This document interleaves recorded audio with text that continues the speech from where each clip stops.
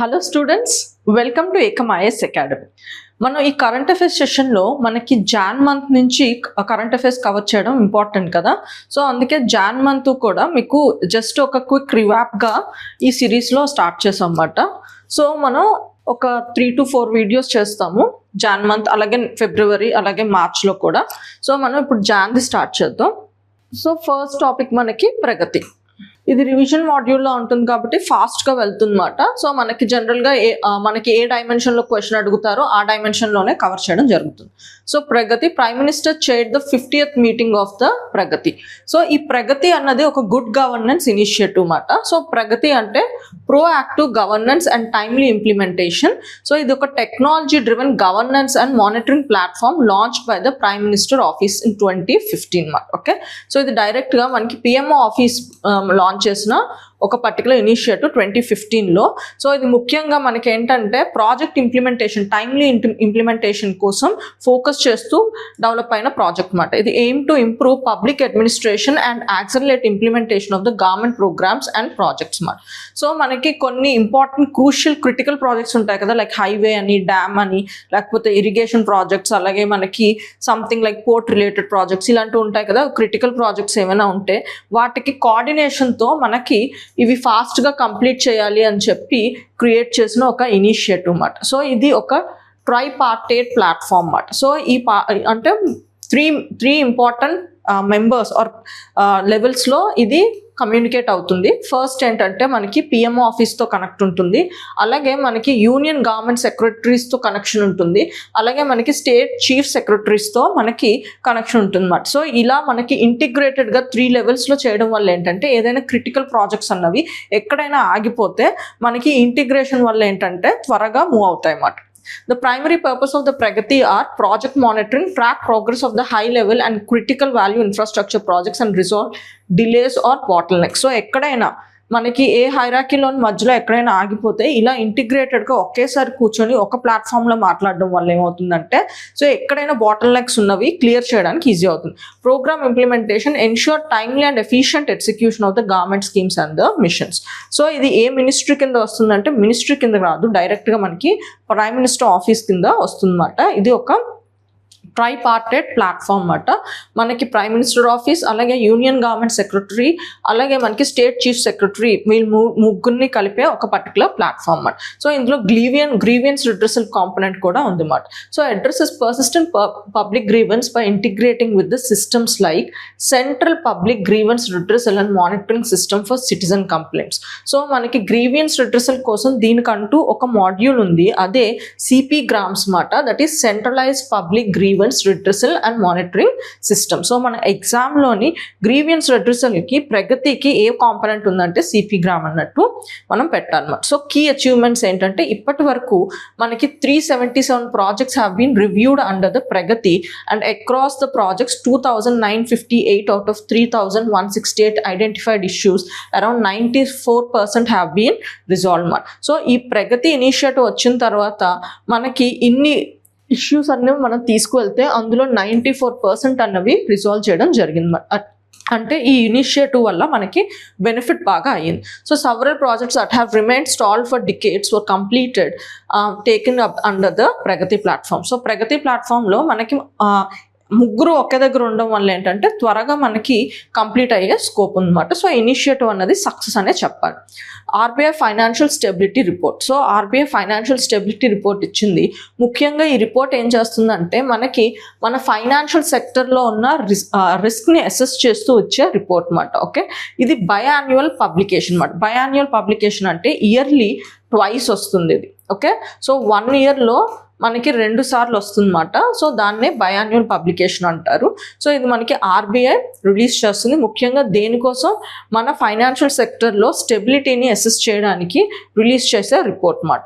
Okay, so it offers insights into health of various components of the financial sector, banking, non banking financial institution, mutual funds, insurance companies, financial markets, ఇలా మనకి financial సెక్టర్లో ఉన్న main components వాటి financial status ఎలా ఉందో చెప్పే రిపోర్టే ఇది మనకి ఫైనాన్షియల్ స్టెబిలిటీ రిపోర్ట్. ఇది ఆర్బీఐ ఇస్తుంది and biannual report. Bulgaria joins the European union. So రీసెంట్గా మనకి ఏంటంటే బల్గేరియా అన్నది యూరోపియన్ యూనియన్లో జాయిన్ అయింది మాట. సో మనం ఎగ్జామ్ రెస్పెక్టివ్లో ఈ యూరోపియన్ యూనియన్ గురించి తెలుసుకోవాలి. సో ఈ పర్టికులర్ యూరోపియన్ యూనియన్ మనకి ఏ పర్టికులర్ ట్రీటీ వల్ల వచ్చిందంటే మాస్ట్రిచ్ ట్రీటీ మాట. ఇది మనకి 1992లో వచ్చింది.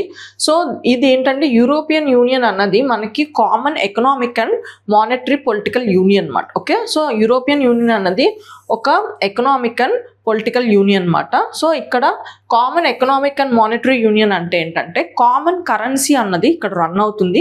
ఎకనామిక్ యూనిట్ అంటే మనకి ఇప్పుడు ఫర్ ఎగ్జాంపుల్ బయట కంట్రీస్తో ట్రేడ్ చేస్తున్నప్పుడు, ఇంపోర్ట్ ఎక్స్పోర్ట్ చేస్తున్నప్పుడు ఈ కంప్లీట్ యూరోపియన్ యూనియన్లో ఉన్న కంట్రీస్ అంతటిని ఒక బ్లాక్గా కన్సిడర్ చేస్తారు అన్నమాట. దాన్నే ఎకనామిక్ యూనియన్ అంటారు. So it allowed the adoption of the common currency. So ఇక్కడ మానిటరీ యూనియన్ కూడా అన్నాను కదా, సో కామన్ కరెన్సీ యూజ్ చేస్తారు. ఏంటా కామన్ కరెన్సీ అంటే యూరో అన్నమాట. Okay, so euro was first rolled out in 12 countries on January 2002. Croatia was the latest to join in 2023. So ఇది మనకి 2023లో జాయిన్ అన్నమాట. So it also has unified central banking system. So common banking system కూడా ఉంది, దాన్నే European central bank అంటారు. And common economic reason అంటే చెప్పాను కదా, మనకి ఎక్స్పోర్ట్ ఇంపోర్ట్కి బయట కంట్రీస్కి ఇది ఒక ఎకనామిక్ ఒక సింగిల్ యూనిట్గా పరిగణిస్తారు అన్నమాట. ఓకే, సో మనకి ఈ యూరో జోన్ అంటే ఏంటంటే group of European countries that uses the euro as their మనకి official currency. So euro zone అనే పదం కూడా ఉంటుంది. యూరో జోన్ అంటే మనకి European countries that uses euro as their official currency, దాన్నే మనం యూరో జోన్ అంటాం. మనకి 27 యూరోపియన్ యూనియన్లో మనకి 27 కంట్రీస్ ఉన్నాయి. అందులో అన్నీ యూజ్ చేయమన్నమాట యూరో. కేవలం మనకి 21 కంట్రీసే యూజ్ చేస్తాయన్నమాట యూరో. అండ్ కొన్ని out side European union countries కూడా యూజ్ చేయడం జరుగుతుంది. లైక్ మనకి ఇప్పుడు చూడండి, ఆండ్రో, మొనాకో, వాటికన్ సిటీ, ఇలా మనకి కొన్ని అవుట్ సైడ్ యూరోపియన్ కంట్రీస్ ఉన్నాయి, అంటే యూరోపియన్ యూనియన్ కంట్రీస్ ఉన్నాయి. అవి కూడా యూజ్ చేయడం జరుగుతుంది. అవి ఏంటంటే ఒక ఫార్మల్ డిప్లొమాటిక్ అగ్రిమెంట్ ద్వారా మనకి యూరోని యూజ్ చేయడం జరుగుతుంది అన్నమాట. అలాగే మనకి Kosovo and Montenegro uses the euro without formal EU agreement అన్నమాట. సో మనకి కొసావో అండ్ మాంటినెగ్రో అన్నది కూడా మనకి యూరో యూజ్ చేయడం జరుగుతుంది అన్నమాట. అంటే యూరోపియన్, మీరు గుర్తుంచుకోవాల్సింది ఏంటంటే యూరోపియన్ యూనియన్లో ఉన్న ప్రతి కంట్రీ మనకి యూరో యూజ్ చేయడం జరగదు అన్నమాట. Okay, so eligibility. So euro use చేయాలంటే ఎలిజిబిలిటీ ఏంటి? EU మెంబర్షిప్ అన్నది ముఖ్యంగా ఉండాలి, లేకపోతే మనకి డిప్లొమాటిక్ అగ్రిమెంట్స్ అయినా ఉంటాయి అన్నమాట. Must meet economic convergence conditions, stability అంటే మనకి యూరోపియన్ యూనియన్లో వాళ్ళకి సంబంధించిన ఫైనాన్షియల్ కండిషన్స్ ఉంటాయి కదా, ఆ conditions like price stability, physical discipline, interest rate, exchange rate stability, ఇలా మనం ఆ కంట్రీ జాయిన్ అయ్యే ముందు, యూరోపియన్ యూనియన్లోకి జాయిన్ అయ్యే ముందు ఈ కండిషన్స్ అన్నవి అది సాటిస్ఫై చేసుకోవాలన్నమాట. Must align national laws with EU treaties and adapt the euro smoothly. So నెమ్మదిగా మనకి యూరో ట్రీటీస్ కూడా అది నేను పాటిస్తాను అని చెప్పాలి. అండ్ అలాగే యూరోని నెమ్మదిగా స్మూత్గా దాన్ని ఇంట్రడ్యూస్ చేసుకోవాలన్నమాట. సో మనకి యూరో ఇంట్రడ్యూస్ చేసుకోవడం వల్ల, యూరోని యూజ్ చేయడం వల్ల మనకి అడ్వాంటేజ్ ఏంటంటే ప్రైస్ స్టెబిలిటీ అన్నది వస్తుంది. అండ్ అలాగే మనకి కరెన్సీ ఎక్స్చేంజ్ ప్రాబ్లం అన్నది పోతుంది అన్నమాట. అంటే ఇప్పుడు ఈ యూరోపియన్ యూనియన్లో ఉంటే ఆ పర్టికులర్ ఏ కంట్రీస్ యూరో వాడుతున్నారో వాళ్ళు యూరోస్లోనే ట్రాన్సాక్షన్ చేసుకోవచ్చు. కరెన్సీ ఎక్స్చేంజ్ ప్రాబ్లం అయితే ఉండదన్నమాట. Facilitate trade, investment, labour and capital movement. And ఇంకొకటి మనకి డాలర్ ఎలాగా ఇంటర్నేషనల్ మార్కెట్లో త్వరగా లిక్విడిటీ ఉంటుందో, మనకి నెక్స్ట్ డాలర్ తర్వాత ఈవెన్ యూరో కూడా ఇంటర్నేషనల్ మార్కెట్లో లిక్విడిటీ ఉంటుంది కాబట్టి సో మనకి కరెన్సీ ఎక్స్చేంజ్తో పెద్ద ప్రాబ్లం ఉండదు ఏదైనా కంట్రీ యూరో తీసుకున్నప్పుడు. Allows easier price comparison for the consumers. members get representation in the ECB governance council. So మనకి ఈ పర్టికులర్ యూరోపియన్ సెంట్రల్ బ్యాంక్ ఉంది కదా, సో అందులో గవర్నెన్స్ కౌన్సిల్లో మనకి వాళ్ళకి రిప్రజెంటేషన్ మెంబర్గా అవుతారు అన్నమాట. Okay, next India needs climate resilient agriculture. So ఇండియాకి క్లైమేట్ రెసిలియంట్ అగ్రికల్చర్ కావాలి అని చెప్పి ఇది న్యూస్లో ఉందంట. సో మనం తెలుసుకోవాల్సింది ఏంటంటే ఈ క్లైమేట్ రెసిలియంట్ అగ్రికల్చర్ అంటే ఏంటో తెలుసుకోవాలి. సో ఈ క్లైమేట్ రెసిలియంట్ అగ్రికల్చర్ అంటే క్లైమేట్ చేంజ్ వల్ల ఏ సిచ్యువేషన్స్ వచ్చినా మనకి క్రాప్ ప్రొడక్టివిటీ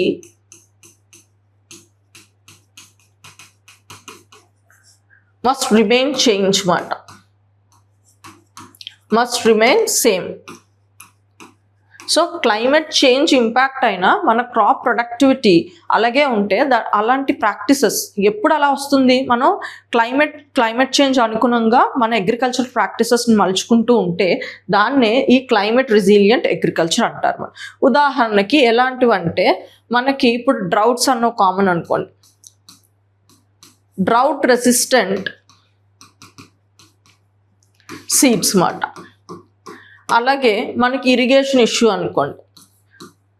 సో వేస్టేజ్ తగ్గించే డ్రిప్ ఇరిగేషన్ మెథడ్స్ వాడడం, క్రాప్ డైవర్సిఫికేషన్ చేయడం. సో మనకి క్లైమేట్ చేంజ్ అన్నది రియాలిటీ, కానీ మన అగ్రికల్చర్ని ఎలా మనం డెవలప్ చేసుకోవాలి, మనం అడాప్ట్ చేసుకునే మెథడ్స్ ఎలా ఉండాలంటే క్లైమేట్ రెసిలియంట్ అగ్రికల్చర్ని ప్రాక్టీస్ చేసేటట్టు ఉండాలన్నమాట.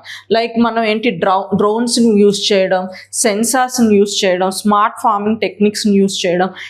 ఇలా చేసుకుంటే ఏంటంటే మనకి నష్టం అన్నది తక్కువ వస్తుంది. అలాంటి ప్రాక్టీసెస్ని మనం క్లైమేట్ రెసిలియంట్ అగ్రికల్చర్ అని చెప్పంటాం.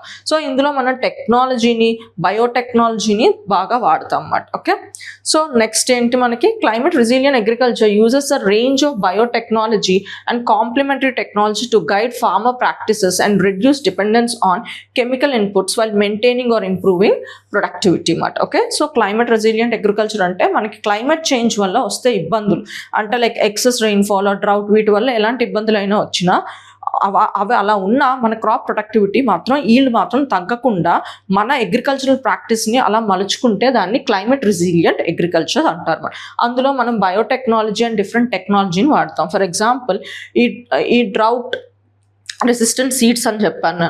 సో ఇవి ఎలా వస్తాయంటే అప్లికేషన్ ఆఫ్ బయోటెక్నాలజీ. బయోటెక్నాలజీని యూజ్ చేసుకుంటూ మనం ఈ డ్రౌట్ రెసిస్టెంట్ సీడ్స్ని డెవలప్ చేసుకుంటాం. అలాగే డ్రోన్స్ని వాడాను అనుకోండి, టెక్నాలజీ వాడుతున్నాను, స్మార్ట్ ఫార్మింగ్ అని చెప్పి అంటున్నాను. సో అలా మాట. Okay, so tools used in biofertilizer, biopesticides and soil microbes analysis. Xeno-mediated crops can be developed to withstand drought, heat, salinity or pest pressure. AI-driven analytics can integrate multiple environments and agronomic variables to generate locally tailored farming strategies. అంటే AI, drones ఇలాంటివి ఏమైనా use చేస్తూ మనకేంటంటే ఎంత fertiliser వేయాలి, so excess fertiliser వేయకుండా మనం ఇలాంటి నిర్ణయాలన్నీ స్మార్ట్గా తీసుకోవడానికి వీలవుతుంది అన్నమాట. సో ఇలా మనకి డిఫరెంట్ ప్రాక్టీసెస్తో మనం క్లైమేట్ రెసిలియంట్ అగ్రికల్చర్ని అచీవ్ చేయగలం. Joint water measurement by India and Bangladesh as Ganges treaty nears expiry. Okay, so India and Bangladesh మధ్య ముఖ్యంగా గంగా రివర్ వాటర్ షేరింగ్ గురించి ఒక ట్రీటీ ఉంది. దాన్నే గ్యాంగస్ వాటర్ షేరింగ్ ట్రీటీ అని చెప్పి అన్నారు అన్నమాట. సో ఇది మనకి 2026లో ఎక్స్పైర్ అయిపోతుంది. ఇది యాక్చువల్గా 30 yearsకి చేసుకున్న ట్రీటీ. ఇది మనం 1996లో చేసుకున్నాము.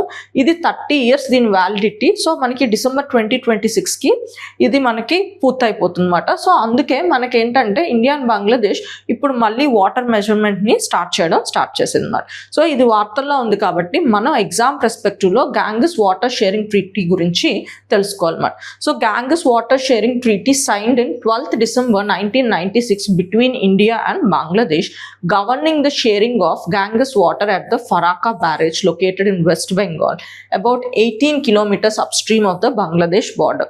సో ఇది మనకి ఫరాకా బ్యారేజ్ అన్నది 1975లో కట్టారు. సో యాక్చువల్గా ఈ ట్రీటీ ఎందుకు చేసుకోవాల్సి వచ్చిందో చెప్తున్నాను అనమాట. సో ఈ ట్రీటీ ఎందుకు చేసుకోవాల్సి వచ్చిందంటే మనకి లైక్ హుగ్లీ ఉంది కదా, హుగ్లీ రివర్. సో హుగ్లీ అన్నది మనకి one of the distributary of Ganga మాట. సో మనకి గంగా బే ఆఫ్ బెంగాల్లో కలిసే ముందు మనకి వెస్ట్ బెంగాల్ ఈ ప్రాంతంలో హుగ్లీగా ఒక డిస్ట్రిబ్యూటరీగా డివైడ్ అయిపోతుంది అన్నమాట. సో ఇక్కడ మనం ఈ హుగ్లీ రివర్ మీద కోల్కతా పోర్ట్ ఒకటి కట్టాం. కానీ ఇక్కడ ఏంటంటే ఇది డెల్టాయిక్ ప్రాంతం కాబట్టి ఇక్కడ సిల్ట్ అదంతా మనకి ఎక్కువ, మట్టి ఇదంతా పేరుకుపోవడం ఉండడం వల్ల సో కోల్కతా పోర్ట్ దగ్గర వాటర్ అన్నది తగ్గిపోతుంది అన్నమాట. సో పోర్ట్లో వాటర్ ఉంటేనే కదా మనకి వెజల్ మూమెంట్ అన్నది బాగుంటుంది.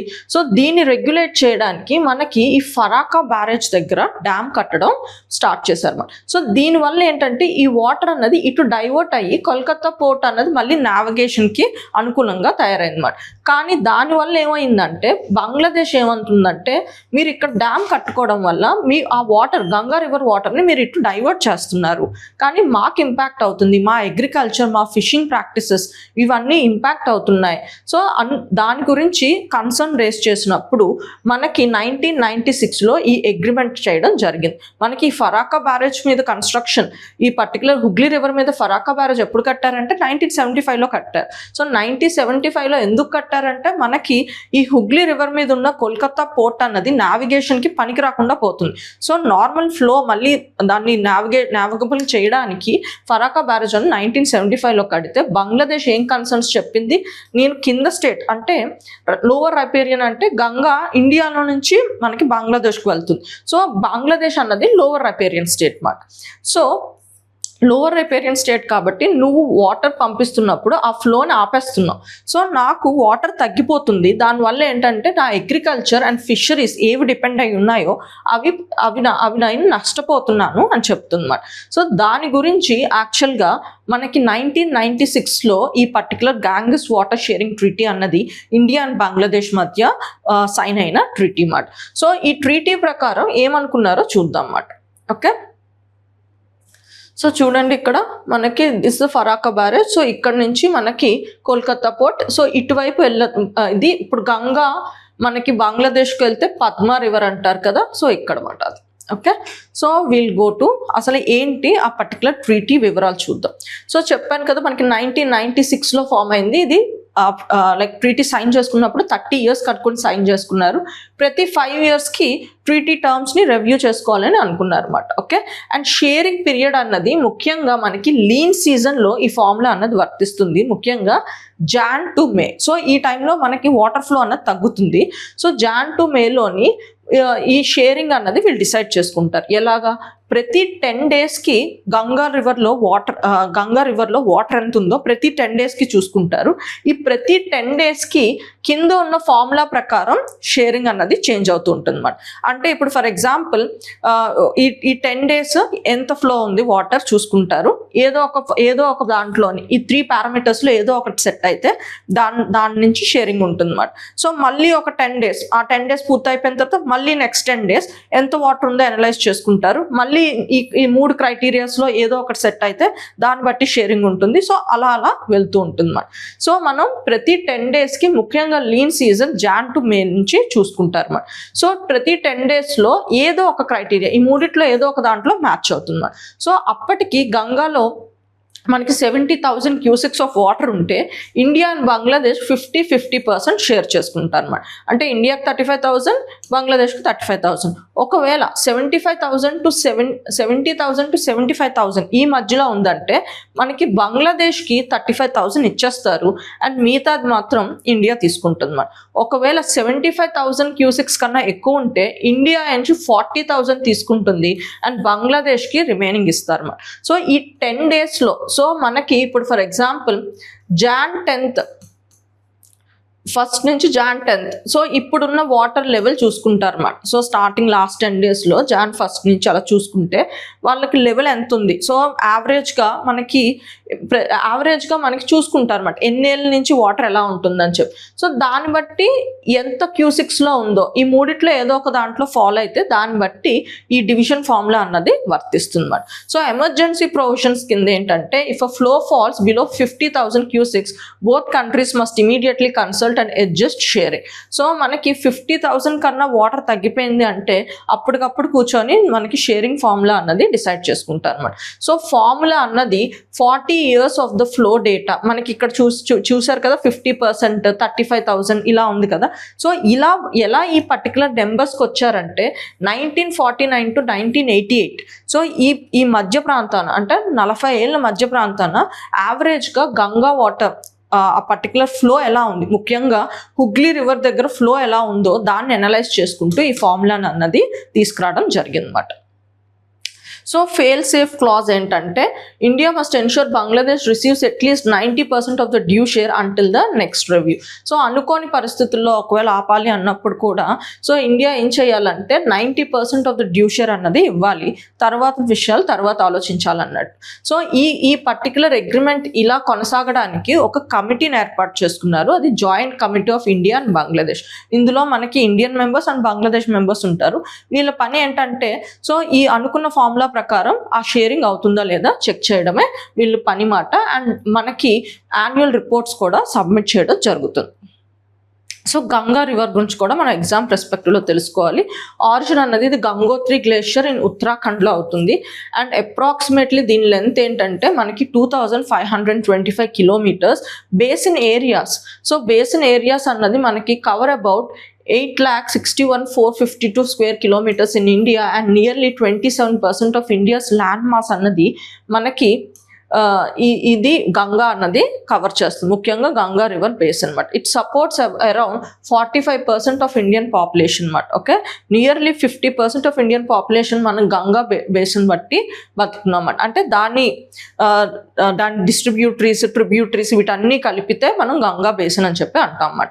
So Ganga river basin is second most water stretched basin in India despite receiving 35% of total water input in terms of precipitation following the Sabarmati basin. So even గంగాకి ఇంత వాటర్ సోర్స్ ఉన్నా కానీ మనం వాటర్ స్ట్రెస్డ్ బేసిన్స్లో గంగాని second మోస్ట్గా చూస్తాం after Sabarmati basin. ఎందుకంటే ఇక్కడ మనకి బాగా ఎక్స్ప్లాయిటేషన్ అండ్ అలాగే వాటర్ అన్నది ఎక్కువ మంది పాపులేషన్ అన్నది కన్జ్యూమ్ చేయడం వల్ల స్ట్రెస్డ్ బేసిన్గా ఉంది అన్నమాట. ఓకే, సో స్టేట్స్ కవర్డ్ ఏంటి? Uttarakhand, major states Uttar Pradesh, Bihar, Jharkhand, west Bengal, ఇలా మనకి చాలా స్టేట్స్ని కవర్ చేస్తుంది అన్నమాట. సో కీ ట్రిబ్యూటరీస్ ఏంటంటే యమున, గాగ్రా, గంధక్, కోసి, ఇంకా చాలా ఉంటాయి అన్నమాట. ఓకే, సో ఇందాక చెప్పాను కదా మనకి బంగ్లాదేశ్కి ఎంటర్ అయ్యేసైతే ఈ గంగా రివర్ ఏంటి పద్మ అని పిలుస్తాము, బిలో ద ఫరాకా బ్యారేజ్ మాట. Eventually merging with Brahmaputra and Megha river. And ఫైనల్గా మేఘా రివర్తో బ్రహ్మపుత్రతో కలిసి మేఘా రివర్తో కలిసి ఫైనల్గా బే ఆఫ్ బెంగాల్లో మర్జ్ అయిపోతుంది అన్నమాట. సో ఇది డెల్టా ఫామ్ చేస్తుంది. ఆ డెల్టానే మనం సుందర్బన్స్ డెల్టా అంటాం అన్నమాట. ఇది వరల్డ్స్ లార్జెస్ట్ రివరైన్ డెల్టా అన్నమాట. రివర్ ద్వారా ఫామ్ అయిన లార్జెస్ట్ వరల్డ్లో మనకి లార్జెస్ట్ డెల్టా. సో ఎక్కువ శాతం సుందర్బన్స్ అన్నది బంగ్లాదేశ్లో ఎక్కువ కవర్ అవుతుంది, మనకి చాలా తక్కువ ప్రపోర్షనే ఇండియాలో ఉంది అన్నమాట. మన రాయల్ బెంగాల్ టైగర్ అంటాం కదా, దాని నేటివ్ హ్యాబిటెంట్ అన్నది సుందర్బన్స్ అన్నమాట. ల్యాబ్ గ్రోన్ డైమండ్స్ మార్కెట్ మాట. ఓకే, సో ఇది మనకి న్యూస్లో ఉంది. ఇండియాలో ముఖ్యంగా ల్యాబ్ డైమండ్ మార్కెట్ అన్నది రైజ్ అవుతుందని ఈ పర్టికులర్ ఆర్టికల్ ఇంపార్టెన్స్ మాట. సో ల్యాబ్ గ్రోన్ డైమండ్స్ అన్నది ఏంటో మనం ఎగ్జామ్ పర్స్పెక్టివ్లో తెలుసుకోవాలి. అంటే వాటి features and how they are different from the natural diamonds అన్నవి తెలుసుకోవాలి మనం. Lab grown diamonds also called as a synthetic or cultured diamonds. అంటే మనం ల్యాబ్లో తయారు చేస్తాం కాబట్టి వీటిని cultured diamonds or synthetic diamonds అంటారు మనం. సో ఇవి జనరల్గా manufactured laboratories using advance technology మాట. ఓకే, మనకి రెగ్యులర్గా మైన్ చేసే డైమండ్స్ లాగే ఉంటాయి, కానీ ఇవి మనం ల్యాబొరేటరీలో తయారు చేసుకుంటాం. సో కాంపోజిషన్ ఏంటి? సో ఏ మెటీరియల్తో తయారు చేస్తామంటే న్యాచురల్ డైమండ్స్ మనం కార్బన్తో ఎలా తయారవుతాయో ఇది కూడా మనకి ల్యాబ్ గ్రోన్ డైమండ్స్ కూడా కాంపోజిషన్ మెటీరియల్ ఏంటి? మనకి కార్బన్ అన్నమాట. క్రిస్టల్ స్ట్రక్చర్ అంటే చూడడానికి ఎలా ఉంటుందంటే మనకి న్యాచురల్ డైమండ్కి ఏ స్ట్రక్చర్ ఉందో దట్ ఈస్ క్యూబిక్ క్రిస్టల్ లేటేజ్ అంటాం అన్నమాట. ఆ స్ట్రక్చరే దీనికి కూడా ఉంటుందన్నమాట. ఫిజికల్గా కెమికల్ అండ్ ఆప్టికల్ ప్రాపర్టీస్ కూడా మనకి మైండ్ డైమండ్స్ లాగే న్యాచురల్ డైమండ్స్ లాగే ఉంటాయి అన్నమాట. అంటే చూడడానికి స్ట్రక్చర్లోని కెమికల్ అండ్ ఆప్టికల్ ప్రాపర్టీస్ కూడా మనకి న్యాచురల్ డైమండ్స్ లాగే ఉంటాయి అన్నమాట. Okay, they are made using technologies. మనకి ల్యాబ్లో తయారు చేస్తామని చెప్పాను కదా, అడ్వాన్స్ టెక్నాలజీ అన్నాను కదా, 2 టెక్నాలజీస్ యూజ్ చేస్తున్నాం. ముఖ్యంగా అదేంటంటే high pressure high temperature technology ఒకటి, కెమికల్ వేపర్ డిస్పోజిషన్ అన్నది ఒకటి మాట. So high pressure high temperature technology ఏంటంటే it mimics the earth's mantle conditions. So మనకి ఎర్త్లో ఇంటీరియర్ లేయర్స్ ఉంటాయి కదా, కోర్, మ్యాంటల్, ఇలా. సో మనకి మ్యాంటల్ కండిషన్ని ఇది మిమిక్ చేస్తుందన్నమాట. అంటే ఇక్కడ హై టెంపరేచర్ అండ్ ప్రెషర్, మనకి మ్యాంటల్లో ఎలాంటి టెంపరేచర్ అండ్ ప్రెషర్ ఉంటుందో అలాంటి టెంపరేచర్ అండ్ ప్రెషర్ని పెట్టినప్పుడు ఆటోమేటిక్గా కార్బన్ అన్నది కంప్రెస్ అయ్యి డైమండ్గా ఫామ్ అవుతుంది. ఇంకొకటి chemical vapour disposition. So chemical vapour disposition అంటే మనకి కార్బన్ రిచ్ గ్యాస్ ఏదైనా, ఉదాహరణకి మీథేన్ లాంటి గ్యాస్ని తీసుకెళ్ళి సో మనం వాక్యూమ్ ఛాంబర్లో పెట్టినప్పుడు ఈ మీథేన్ అన్నది బ్రేక్ డౌన్ అయ్యి లేయర్ బై లేయర్ డిస్పోజిషన్ అవుతుంది మన. సో ఇలా మనకి డిస్పోజిషన్ దాన్నే మనం ఈ కార్బన్ ఆటమ్స్ అంటే మొత్తం మీథేన్ అన్నది డిస్పోజిషన్ అయిపోయి మనకి layer by layer carbon atoms set down అవుతుంది మన. దాన్నే మనం డైమండ్స్గా తీసుకొస్తారు మన. సో 2 మెథడ్స్ ఉన్నాయి. ఒకటేంటి high pressure high temperature method, ఇది మనకి ఎర్త్ ఇంటీరియర్లో ఉన్న మ్యాంటల్ కండిషన్ని మిమిక్ చేస్తుంది. ఇంకొకటి కెమికల్ వేపర్ డిస్పోజిషన్ ఏంటంటే మనకి ఏంటంటే మీథేన్ గ్యాస్ లాంటిది తీసుకువెళ్ళి మనకి carbon atoms layer by layer disposition చేస్తే దాని నుంచి జనరేట్ అయ్యే డైమండ్సే ఈ పర్టికులర్ ల్యాబ్ గ్రోన్ డైమండ్స్ మాట. Okay, so how they are different from the natural diamonds. So natural డైమండ్స్తోని ఇవి ఎలా డిఫరెన్స్ ఉందంటే మనకి న్యాచురల్ డైమండ్స్లో కొంత ట్రేసెస్ ఆఫ్ నైట్రోజన్ ఉంటుంది, కానీ మనకి ల్యాబ్ గ్రోన్ డైమండ్స్లో నైట్రోజన్ అయితే ఉండదు. ఈ డిఫరెన్స్ అయితే గుర్తుంచుకోండి. మనకి కెమికల్ ఆప్టికల్ ప్రాపర్టీస్ అందులో ఏం తేడా లేదు, కానీ కొంచెం దాంట్లో నైట్రోజన్ చిన్న కెమికల్ ప్రాపర్టీస్లో ఇందులో మనకి న్యాచురల్ డైమండ్స్లో మనకి నైట్రోజన్ ట్రేసెస్ ఉంటాయి, ల్యాబ్ గ్రోన్ డైమండ్స్లో మనకి నైట్రోజన్ ట్రేసెస్ ఉండవు మరి. And lab grown diamonds are eco friendly and conflict free. Eco friendly and conflict free అంటే ఎకో ఫ్రెండ్లీ ఎందుకు అంటున్నారంటే ఇప్పుడు న్యాచురల్ డైమండ్స్ని మనం మైన్ చేయాలి అంటే భూమిలో ఉంటాయి, సో వాటిని తవ్వి తీయాలి కదా. సో మనం జనరల్గా డైమండ్స్ని తవ్వి తీయడానికి 250 టన్స్ ఆఫ్ ఎర్త్ని అంటే అంత ఎర్త్ని తవ్వేసి సైడ్ని పెట్టి తీయాలన్నమాట. సో అది ఎకో ఫ్రెండ్లీ కాదు. అండ్ ఇంకొకటి కాన్ఫ్లిక్ట్ ఫ్రీ అంటే జనరల్గా మనకి కొన్ని డైమండ్స్ అన్నవి వార్ జోన్లోని మైన్ చేస్తారు అన్నమాట. సో ఆ పర్టికులర్ డైమండ్స్ తీసుకొని మళ్ళీ ఏదైనా ఆర్మ్ కాన్ఫ్లిక్ట్కి దాన్ని అంటే అమ్మి దాని నుంచి వచ్చిన డబ్బుల్ని ఏదైనా ఒక టెర్రరిజం యాక్టివిటీకి ఆర్మ్ కాన్ఫ్లిక్ట్కి స్పాన్సర్ చేశారనుకోండి, దాన్ని కాన్ఫ్లిక్ట్ డైమండ్స్ అంటారు అన్నమాట. కాన్ఫ్లిక్ట్ డైమండ్స్ అంటే ఏంటి, ఏదైనా వార్ అవుతున్న ప్రాంతంలో అక్కడ డైమండ్స్ తవ్వి అక్కడ వస్తున్న డబ్బుని మనం ఏంటంటే అక్కడ అవుతున్న లైక్ ఆర్మ్డ్ కాన్ఫ్లిక్ట్కి టెర్రరిజం యాక్టివిటీకో స్పాన్సర్ చేస్తే వాటిని కాన్ఫ్లిక్ట్ డైమండ్స్ అంటారు. సో మనం ఈ ల్యాబ్ గ్రోన్ డైమండ్స్కి ఏంటంటే ఈ కాన్ఫ్లిక్ట్ ఫ్రీ ఉంటాయి అన్నమాట. ఆబ్వియస్లీ ఇవి మనం ల్యాబ్లో తయారు చేస్తాం కాబట్టి అలాంటి వార్ జోన్లోతో సంబంధం ఉండదు. సో అందుకే lab grown diamonds normal diamonds natural డైమండ్స్తో కంపేర్ చేస్తే eco friendly, conflict free.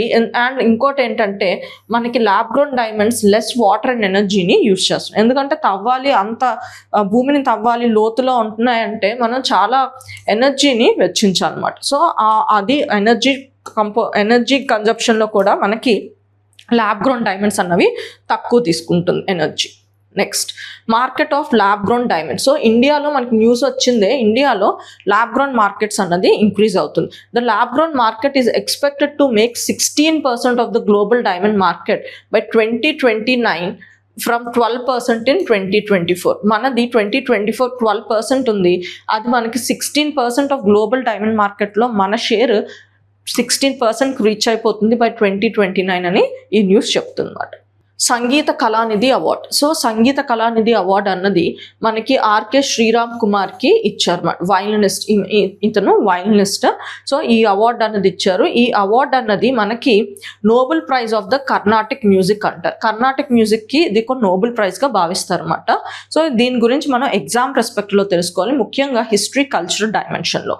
So Sangita Kalanidhi award was instituted in 1942 by Madras music Academy. So Madras music Academy అనే సంస్థ మనకి 1942లో ఈ అవార్డు అన్నది స్టార్ట్ చేయడం జరిగింది అన్నమాట. This award is considered as the highest recognition for excellence in Carnatic music. So Carnatic మ్యూజిక్లో ఎవరైనా ఎక్సలెన్స్ చేకూరితే వాళ్ళకి ఈ అవార్డు అన్నది వాళ్ళ ప్రతిభను గుర్తించి ఇచ్చే అవార్డు అన్నమాట. సో ఇందాక చెప్పినట్టు ఇది మనకి కర్ణాటిక్ మ్యూజిక్లో నోబెల్ ప్రైజ్ లాంటిది అన్నమాట. సో అవార్డు ఏంటంటే మనకు ఒక గోల్డ్ మెడల్ అలాగే మనకి సైటేషన్ అన్నది ఇవ్వడం జరుగుతుంది. So since 2005 the Sangita Kalanidhi award have also received the MS Subbulakshmi Award instituted by the Hindu. సో మనకి ద హిందూ న్యూస్ పేపర్ సంస్థ ఉంది కదా, సో అదేంటంటే ఎవరికి ఈ అవార్డు వస్తుందో మనకి 2005 నుంచి ఒక కొత్త ప్రాక్టీస్ స్టార్ట్ చేశారు అన్నమాట. ఎవరికి ఈ పర్టిక్యులర్ అవార్డు వస్తుందో సంగీత కళానిధి అవార్డు, వాళ్ళకి MS సుబ్బలక్ష్మి అవార్డు కూడా ఇవ్వడం జరుగుతుంది అన్నమాట. ఓకే, ఇది 2005 నుంచి ఈ ప్రాక్టీస్ అన్నది స్టార్ట్ చేశారు. సో ఎంఎస్ సుబ్బలక్ష్మి లెగసీ గురించి తెలుసుకోవాలి. MS Subbulakshmi garu was an iconic Carnatic singer. So MS Subbulakshmi garu మనకి కర్ణాటిక్ సింగర్, మనకి ఐకానిక్ కర్ణాటిక్ సింగర్. ఆమె ఎక్సెప్షనల్ కర్ణాటిక్ సింగర్ అన్నమాట. So even she is the first Indian to perform at the United Nation General Assembly 1966. అప్పట్లోనే ఆమె first Indian to perform at United Nation General Assembly 1966 month. And అలాగే she is the first musician to award the Bharat Ratna. So మనకి ఇండియాలో highest civilian award ఉంటుంది కదా, Bharat Ratna. So she is the first musician, not even lady, first musician that was awarded 1998 మాట. So ఈమెకు భారత్ రత్న అన్నది 1998లో ఈమెకి భారత్ రత్న ఇవ్వడం జరిగిందన్నమాట. She is the first musician, not even a first women. About Madras music Academy. So Madras music Academy గురించి తెలుసుకోవాలన్నమాట. So Madras music Academy emerged as an offshoot of All India Congress session held in Madras December 1927. So 1927లో మనకి మెడ్రాస్లో all India Congress session అయింది.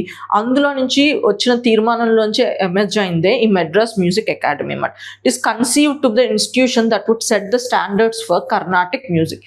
So ఇది ముఖ్యంగా దీని main goal are దేని గురించి వర్క్ చేస్తుందంటే కర్ణాటిక్ మ్యూజిక్ వాటికి స్టాండర్డ్స్ని సెట్ చేయడానికి ఇక్కడ ఉంటారు అన్నమాట. అంటే పెద్ద పెద్ద స్కాలర్స్ వీళ్ళందరూ ఇందులో పార్ట్ అయి ఉంటారు. వాళ్ళు కర్ణాటిక్ మ్యూజిక్ స్టాండర్డ్స్ని సెట్ చేస్తూ ఉంటారు అన్నమాట. One of the most notable events organised by the music academy it's annual music and dance festival. So ప్రతి ఇయర్ మనకి annual music and dance festivals అనేవి కండక్ట్ చేస్తూ ఉంటారు. అండ్ అలాగే ఇవి ఇంకా లైక్ వాళ్ళు టాలెంట్స్ని ఎంకరేజ్ చేయడానికి మనకి అవార్డ్స్ అన్నవి ఇస్తూ ఉంటారు అన్నమాట. సంగీత కళానిధి, సంగీత కళా ఆచార్య, మ్యూజికాలజిస్ట్ అవార్డ్స్ ఇలా ప్రతి ఇయర్ అన్నవి ఇస్తూ ఉంటారు అన్నమాట కర్ణాటిక్ మ్యూజిక్ని ఎంకరేజ్ చేయడానికి. Secondary pollutants. సో ఇది కూడా మనకి న్యూస్లో ఉందన్నమాట. Recent analysis by centre for research on energy and clean air shows that secondary pollutant now contribute nearly 1/3 of the Delhi's annual PM 2.5 load. So మనకి PM 2.5 లోడ్లో మనకి సెకండరీ పొల్యూటెంట్స్ అన్నది ఎక్కువ ఉంటున్నాయి అని చెప్పి న్యూస్లో ఉంది. సో ఇక్కడ సెకండరీ పొల్యూటెంట్స్ అంటే ఏంటో మనకు తెలియాలి. ముఖ్యంగా ఎన్విరాన్మెంట్ పొల్యూషన్లో, ఎయిర్ పొల్యూషన్లో ఈ డైమెన్షన్ అన్నది మనకి చాలా ఇంపార్టెంట్. సో ఇక్కడ సెకండరీ పొల్యూటెంట్స్ అంటే ఏంటి? Secondary pollutants are not emitted directly. So పేరులోనే ఉంది మనకి సెకండరీ పొల్యూటెంట్స్ అంటే దీని ఆరిజిన్ మనకి ఎక్కడి నుంచి ఎమిట్ అవుతుందో అది కాదన్నమాట. అవి ప్రైమరీ పొల్యూటెంట్స్ అంటారు. సెకండరీ పొల్యూటెంట్స్ ఏంటంటే ఆల్రెడీ ఎమిట్ అయిన పొల్యూటెంట్స్తోని మనకి కెమికల్ రియాక్షన్స్ అయ్యి ఇంకొక పొల్యూటెంట్ వస్తే దాన్ని సెకండరీ పొల్యూటెంట్ అంటారు. ఉదాహరణకి ఇప్పుడు ఇక్కడ తీసుకోండి, మనకి సల్ఫర్ డైఆక్సైడ్ ఉంది. ఈ సల్ఫర్ డైఆక్సైడ్ మనకి కోల్ ప్లాంట్స్ నుంచి ఎమిట్ అవుతుంది. అండ్ అమోనియా అన్నది మనకి అగ్రికల్చర్ నుంచి వస్తుంది. ఈ రెండు కంబైన్ అయ్యి అమోనియం సల్ఫేట్ మనకి ఫామ్ అవుతుంది. ఇది మనకి సెకండరీ పొల్యూటెంట్ అన్నమాట. ఇది ఆల్రెడీ ప్రైమరీ పొల్యూటెంట్. సో ఈ రెండు కలిపి మనకి ఈ సెకండరీ పొల్యూటెంట్ అమోనియం సల్ఫేట్గా ఎమిట్ అవుతుంది. అలాగే ఇప్పుడు గ్రౌండ్ లెవెల్ ఓజోన్. ఇది ఎలా అంటే మనకి నైట్రస్ ఆక్సైడ్స్. సో ఇవి మనకి వెహికల్స్ నుంచి వస్తాయి. అండ్ వాల్టానిక్ ఆర్గానిక్ కాంపౌండ్స్ అంటే లైక్ పెయింట్స్లోని, ఓకే, వెహికల్స్ ఫ్యూయల్స్లో నుంచి అన్బర్న్ ఫ్యూయల్స్ ఉంటాయి కదా.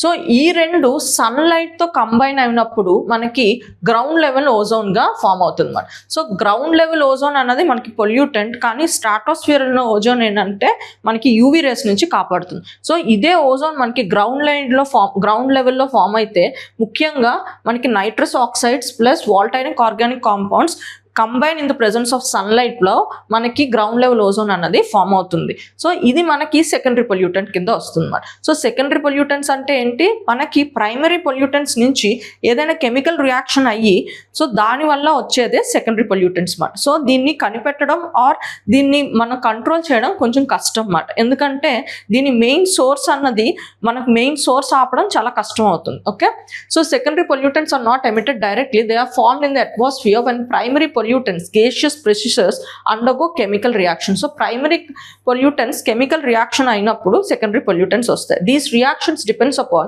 sunlight, humidity, temperature and wind conditions. Unlike direct emissions, they accumulate over time and space, often far from original source, making regulation difficult. అంటే ఏంటంటే ఇప్పుడు coal plant ఎక్కడో ఉంటుంది, ఆ కోల్ ప్లాంట్ నుంచి ఎమిట్ అయింది. సో ఎమిట్ అయిన పర్టికులర్ సల్ఫర్ డైఆక్సైడ్ ఎంతో దూరం ప్రయాణించి మళ్ళీ ఎక్కడో ఉన్న నియర్ బై ఫామ్ దగ్గర అక్కడి నుంచి అమోనియా వస్తుంది అనుకోండి. అక్కడి నుంచి రెండు కంబైన్ అయ్యి మనకి సెకండరీ పొల్యూటెంట్గా ఫామ్ అవుతుంది అన్నమాట. సో ఇది మనకి సోర్స్ ఎక్కడో ఉంది, అది కనిపెట్టడం కష్టం అవుతుంది, దీన్ని రెగ్యులేట్ చేయడం. అందుకు చాలా కష్టం అన్నమాట వీటిని కంట్రోల్ చేయడం. Next land acquisition. సో మనకి ఇది కూడా న్యూస్లో ఉంది. సో మనకి cabinet secretary TV Somanathan said that land acquisition continues to be major obstacle to infrastructure development in India. So మనకి ల్యాండ్ ఎక్విజిషన్ అన్నది ఇన్ఫ్రాస్ట్రక్చర్ డెవలప్ చేయడానికి పెద్ద ప్రాబ్లంగా ఉంది అని చెప్తున్నారు అన్నమాట. సో మన ఎగ్జామ్ పర్స్పెక్టివ్లో ల్యాండ్ ఎక్విజిషన్ ఇండియాలో ఎలా అవుతుంది, దాని పాలసీ ఏంటో మనం తెలుసుకోవాలన్నమాట. సో మనకి ల్యాండ్ ఎక్విజిషన్ అన్నది దానికంటూ ఒక పర్టికులర్ యాక్ట్ ఉంది, right to fair compensation and transparency in land acquisition rehabilitation and resettlement act 2013 మాట. సో ఇది మనకి colonial era land acquisition act of 1894ని రీప్లేస్ చేస్తూ వచ్చిన యాక్ట్ మాట.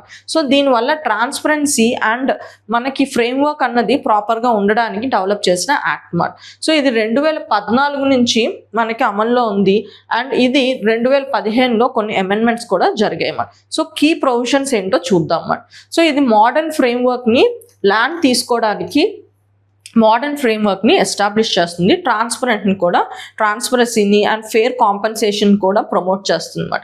It ensures fair compensation, concern and transparency in the land acquisition, provides rehabilitation and resettlement. అంటే మనకి for example ఏదైనా ఇన్ఫ్రాస్ట్రక్చర్ ప్రాజెక్ట్ అంటే రైల్వే ప్రాజెక్ట్ వెళ్తుంది అనుకోండి. సో అది ఎవరైనా ప్రైవేట్ ల్యాండ్ మీద వెళ్తుందంటే సో అక్కడ ఏంటంటే రీహాబిలిటేషన్ అండ్ రీసెటిల్మెంట్ చేస్తారు అన్నమాట. అంటే అక్కడున్న ఇళ్ళల్ని కొట్టేయాలి అన్నప్పుడు వాళ్ళని అక్కడ ఉన్న మనుషుల్ని ఇంకో ఏరియాకి తీసుకువెళ్ళి అక్కడ రీహాబిలిట్ చేసి రీసెటిల్మెంట్ చేయడం ఉంటుందన్నమాట. ఓకే, అండ్ అందులో మనకి housing, livelihood support, jobs or annuity, so ఇలా మనకి డిఫరెంట్ సపోర్ట్స్ ద్వారా రీహాబిలిటేషన్ అండ్ రీసెటిల్మెంట్ చేయడం జరుగుతుందన్నమాట. కాంపన్సేషన్ అన్నది ఎలా ఇస్తారంటే దీనికి ఒక ఫార్ములా ఉంది. So market value two times of the market value. Urban ఏరియాలో ఏదైనా ల్యాండ్ తీసుకోవాల్సి వస్తే అక్కడున్న రేటుకి 2 రెట్లు ఇస్తారు. అదే రూరల్ ఏరియాస్లో ఏదైనా ల్యాండ్ తీసుకోవాల్సి వస్తే అక్కడున్న రేటుకి 4 టైమ్స్ ఇవ్వడం జరుగుతుంది అన్నమాట. ఇది కాంపన్సేషన్లో ఇచ్చిన ఫార్ములా అన్నమాట. Concern required. సో ఆ ప్రాజెక్ట్ ఏదైనా రైల్వే ప్రాజెక్ట్ ఆర్ ఏదైనా వస్తున్నప్పుడు సో అక్కడున్న మనుషులందరినీ వాళ్ళ ల్యాండ్ తీసుకోవాలి కాబట్టి కన్సర్న్ ఎంత పర్సంటేజ్ ఆఫ్ పీపుల్ ఒప్పుకుంటే ఆ ప్రాజెక్ట్ ముందుకెళ్ళొచ్చో చెప్తున్నారు అన్నమాట. సో పీపీపీ ప్రాజెక్ట్స్ అంటే పబ్లిక్ ప్రైవేట్ ప్రాజెక్ట్ అయితే 70% ఆఫ్ ద అక్కడ ల్యాండ్ తీసుకుంటున్నాను అంటే అక్కడ ఉన్న మనుషుల్లో 70% మంది ఒప్పుకోవాలి. అదే ప్రైవేట్ ప్రాజెక్ట్స్ అయితే 80% ఆఫ్ ద పీపుల్ ఒప్పుకోవాలన్నమాట. ఏదైనా ప్రైవేట్ ప్రాజెక్ట్ అయితే 80% ఒప్పుకోవాలి. అదే ప్రైవేట్ ఇన్వాల్వ్మెంట్ ఉంటూ పబ్లిక్ ఇన్వాల్వ్మెంట్ కూడా ఉంది అంటే 70% మాత్రం ఒప్పుకోవాలన్నమాట. And restricts acquisition of multi-crop irrigated land if acquired equivalent wasteland must be developed. So general గా మనకి irrigated land, multi-crop అంటే different క్రాపింగ్ ప్యాటర్న్స్ ఉంటాయి. అంటే అదే ల్యాండ్ మీద మనం డిఫరెంట్ సీజన్స్లో డిఫరెంట్ క్రాప్స్ వేస్తున్నాం, ఆ ఇరిగేషన్ ఫెసిలిటీ ఉంది, కానీ అక్కడ మీద రోడ్ వెళ్ళాలి అనుకోండి, అలాంటి తప్పదు. జనరల్గా అలాంటివి తీసుకోకూడదు, తప్పదు అన్నప్పుడు దానికి ఏంటంటే ఈక్వలెంట్ వేస్ట్ ల్యాండ్ని అలాగే డెవలప్ చేసి ఇవ్వాలన్నమాట. Mandatory social impact assessment. So ఇప్పుడు ఈ ప్రాజెక్ట్ నేను ఇక్కడ కడితే ఎలాంటి ఇంపాక్ట్ అవుతుంది, అక్కడ ఆల్రెడీ ఉన్న కమ్యూనిటీ ఎలాంటి ఇంపాక్ట్ అవుతుంది అని సోషల్ ఇంపాక్ట్ అసెస్మెంట్ అన్నది కంపల్సరీ చేసిందన్నమాట ఈ పర్టికులర్ యాక్ట్ ప్రకారం. Clearly defines public purposes. So public purposes అంటే పబ్లిక్ పర్పసెస్ కోసం ఆ ల్యాండ్ డైవర్ట్ చేయాలనుకుంటున్నాం. అసలు పబ్లిక్ పర్పస్ ఏంటో అన్నది ఈ యాక్ట్లో డిఫైన్ చేయడం జరిగింది. Unused acquired land must be returned or added to the land bank within 5 years. So మనం ప్రాజెక్ట్ అనుకొని ఇంత ల్యాండ్ ఎస్టిమేట్ చేసుకొని చేస్తాం, కానీ అంత అవసరం రాలేకపోయింది అనుకోండి. సో అన్యూజ్డ్ ల్యాండ్ అన్నది ఆల్రెడీ తీసుకున్న వాళ్ళకైనా ఇచ్చేయాలి, లేకపోతే ల్యాండ్ బ్యాంక్ అని చెప్పి గవర్నమెంట్ ఒకటి మెయింటైన్ చేస్తుంది. సో ఆ ల్యాండ్ బ్యాంక్ అయినా మనం 5 yearsలో అందులో డిపాజిట్ చేయాలన్నమాట. దానివల్ల ఏంటంటే మళ్ళీ మనకి ప్రతిసారి ఈ పర్టికులర్ కాంపన్సేషన్ చేస్తూ కొత్త ల్యాండ్ కొనక్కర్లేదు, ఆల్రెడీ ల్యాండ్ బ్యాంక్లో ఉంది కాబట్టి ఏమైనా కొత్త ప్రాజెక్ట్స్ వస్తే ఇక్కడ ఉన్న ల్యాండ్ బ్యాంక్లో ఉన్న ల్యాండ్ సరిపోతుందా లేదా చెక్ చేసుకొని అక్కడ ప్రాజెక్ట్ ప్లాన్ చేసుకోవడం జరుగుతుంది అన్నమాట. సో గవర్నమెంట్కి కూడా కాస్ట్ తగ్గుతుంది అండ్ మిగతా ఇబ్బందులు కూడా తగ్గుతాయి అన్నమాట. అలాగే defence, railways and atomic energy projects వస్తే ఇలాంటి వాటికి మనకి అంటే ఇప్పుడు చెప్పిన లైక్ కన్సర్న్ మెకానిజం ఇవన్నీ ఉంటాయి కదా, వాటి నుంచి వీటికి ఎగ్జెప్షన్స్ ఉంటాయి. కానీ compensation and rehabilitation and resettlement మాత్రం కంపల్సరీ ఇంకా దీనికి కూడా అప్లై అవుతుంది. So emphasises transparency, public hearing and special safeguards for SC STస్కి స్పెషల్ సేఫ్ గార్డ్స్ ఉంటాయి. డిస్ప్యూట్స్ అన్నవి, ఈ ల్యాండ్ రిలేటెడ్ డిస్ప్యూట్స్ అన్నవి లైక్ హ్యాండిల్ చేయడానికి ఒక పర్టికులర్ బాడీని కూడా ఎస్టాబ్లిష్ చేసింది, అదే మనకి ల్యాండ్ ఎక్విజిషన్ అథారిటీ అన్నమాట. ఓకే, సో ఈ బాడీ అన్నది మనకి ల్యాండ్ రిలేటెడ్ డిస్ప్యూట్స్ అన్నవి హ్యాండిల్ చేయడం జరుగుతుంది. 195th birth anniversary of Savitribai Phule. So మనకి 195th బర్త్ యానివర్సరీ అన్నది సావిత్రిబాయి పూలేది అయ్యింది. సో మనం ఎగ్జామ్ పర్స్పెక్టివ్లో ఇది మనం like social reformers డైమెన్షన్లో తెలుసుకోవాలన్నమాట. Savitribai Phule అన్నవారు మనకి సోషల్ రిఫార్మర్ అన్నమాట. ఉమెన్ కేటగిరీలో ఈమె ఫస్ట్ ఫిమేల్ సోషల్ రిఫార్మర్ అన్నమాట. Teacher first female teacher of the modern India. Okay, ఈమె ఏంటంటే మనకి జ్యోతిరావు పూలే ఇతన్ని పెళ్లి చేసుకున్నారు at a very young age, at a age of 10 మాట. అండ్ వీళ్ళిద్దరూ కలిపి వాళ్ళ లైక్ సోషల్ ఎడ్యుకేషనల్ రిఫార్మ్స్ గురించి వర్క్ చేయడం జరిగింది. సో ఇద్దరు చాలా ఆదర్శం అన్నమాట.